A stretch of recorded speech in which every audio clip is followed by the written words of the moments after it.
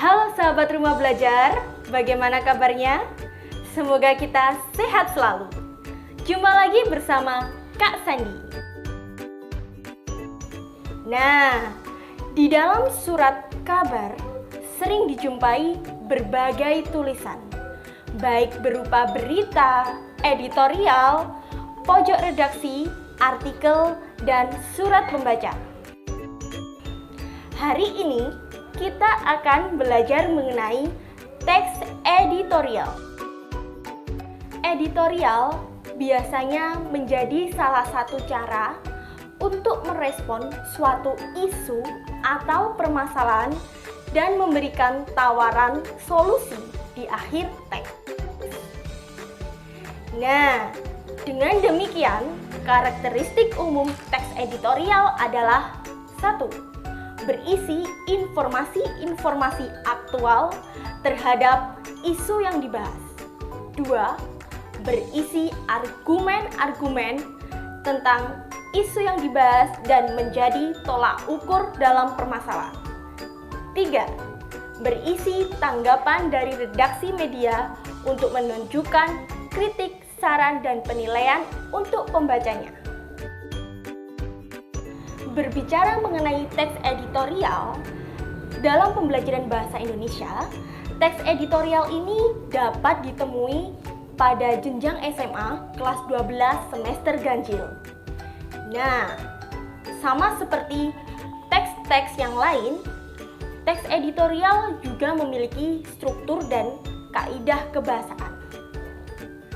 Struktur teks editorial dibagi menjadi 3 bagian. Yang pertama, pengenalan isu atau pendahuluan, berisi mengenai pembahasan secara menyeluruh tentang isu atau permasalahan yang akan dibahas. 2. Pernyataan argumen atau yang disebut isi, berisi mengenai tanggapan-tanggapan dari redaksi untuk memungkinkan memberikan argumennya kepada isu atau permasalahan yang sedang disorot. Kemudian yang terakhir adalah kesimpulan, saran, dan rekomendasi, berisi mengenai saran, kesimpulan, atau sebagai penutup dari persoalan yang dibahas. Nah, sementara kaidah kebahasaannya dibagi menjadi 5.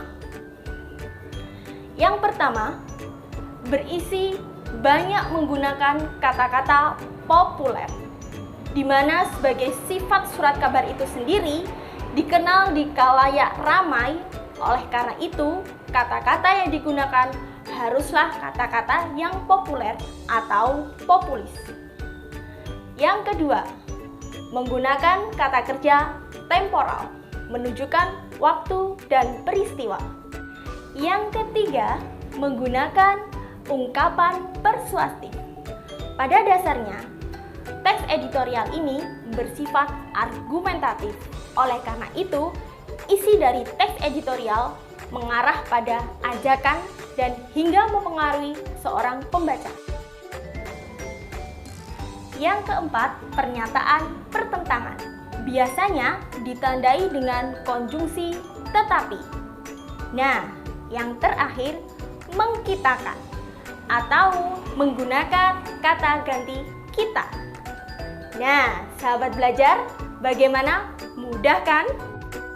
Demikian video pembelajaran mengenai teks editorial. Semoga sahabat rumah belajar dapat memahami teks editorial dengan mudah dan bisa diaplikasikan pada teks editorial sehari-hari. Rumah belajar, belajar di mana saja, belajar kapan saja, dengan siapa saja. Terima kasih, sampai jumpa kembali.